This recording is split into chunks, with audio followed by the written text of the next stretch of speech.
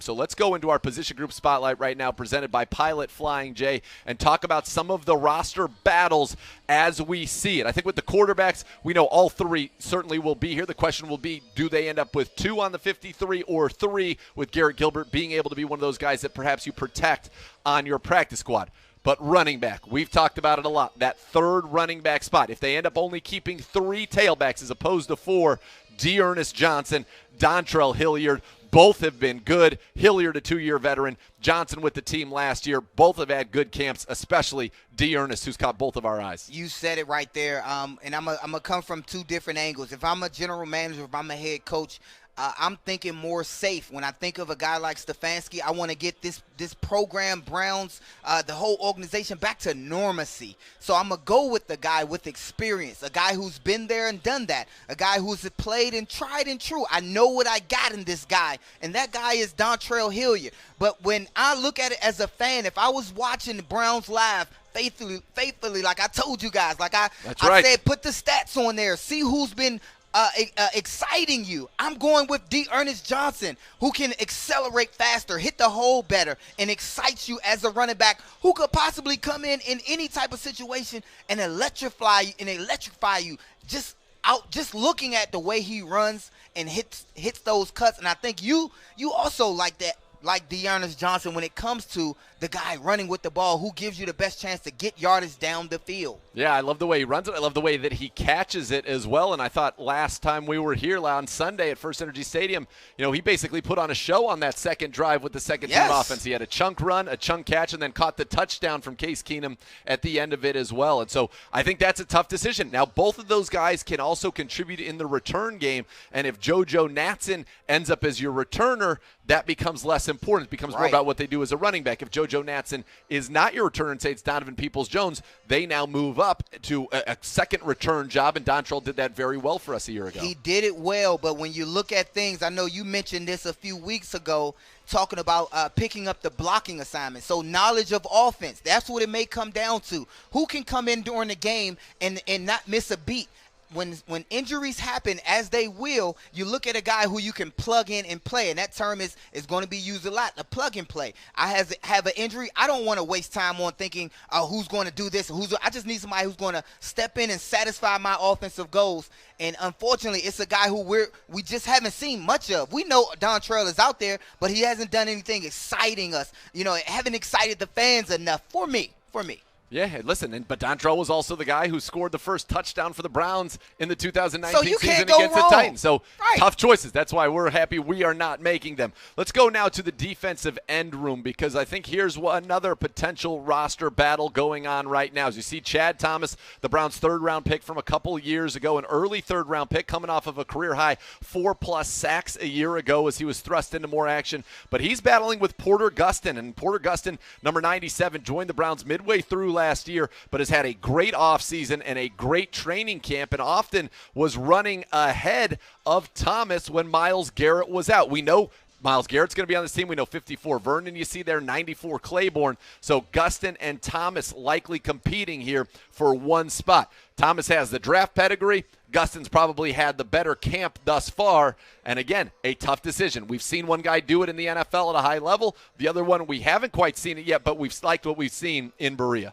And you kind of hit it on the head. One is the draft prospect, the guy who was drafted to come here and play. And I told you guys that it was about time for a select few of those draft picks from a few years ago to start panning out. I believe that this is Chad Thomas's year to pan out, to kind of make the organization worth his while. Like, we got you, now we want to see it. This is year 3, I believe, 3 or 4 for him. 3. This is his year to kind of come through. And then you talked about Gustis. He showed up. He showed up in like a guy's supposed to do. When you bring him on a football team, you don't want to see him slacking. You don't want to see his head falling asleep in meetings. None of that happened. He's knowledgeable on the rushes. He's high motor in the trenches, and he does what you need him to do when he's in the game. So again, another tough pick between the two. I'm not sure that it's between those two guys of who will pass and fail, who will make it or not on the team, but it's a tough choice because you want to see Chad Thomas. He gives you enough to keep him, and I think this is his year, though. So it's kind of hard to, let a guy go right as he's reaching the climax of his stint here with the Browns. Yeah, he had a good year last year. Obviously, we said an early third-round pick. Did he do enough to hold off of Gus? And as you see the Browns' offensive and defensive lines going through the paces, Jedrick Wills. You see Willie Wright there in for Joel Bitonio, likely getting a Veterans Day today as they kind of go through their paces. Nick Harris at center, Teller and Jack Conklin working there with Sheldon Richardson and Myles Garrett. So the Browns going through their pregame warm-ups here. As we talked about some of the roster battles, I think another position we have to talk about is the cornerback position, and injuries have really put a spotlight onto this position. It has been a while since we have seen Greedy Williams, Kevin Johnson, or MJ Stewart on the field for the Browns. So that leaves you with Denzel and Money Mitch. As we talked about, those three clearly are in the plan, so you probably put them on the 53. Even if they have to end up on that IR initially, they have to be on that initial 53.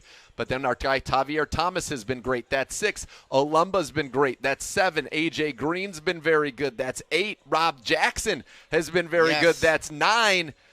There's not enough room for 9 of those guys, but maybe 7, and then you'll be able to get one back off the practice squad if you end up having to put Kevin Johnson, for example, on that temporary injured reserve list with the lacerated liver. You're absolutely right, and when I look at this talented group, those guys that you mentioned with injuries have showed enough. They showed up immediately. The draft pick, Cover Johnson showed up. Greedy, we all know what he's capable of. So these guys, I think, will be put on the 53, and that's why, because of how many guys we need to put on that injured reserve to bring back, I think we'll only have 2 quarterbacks active on the 53 and then move Gilbert. Those situations, because you have so many talented guys at the cornerback position.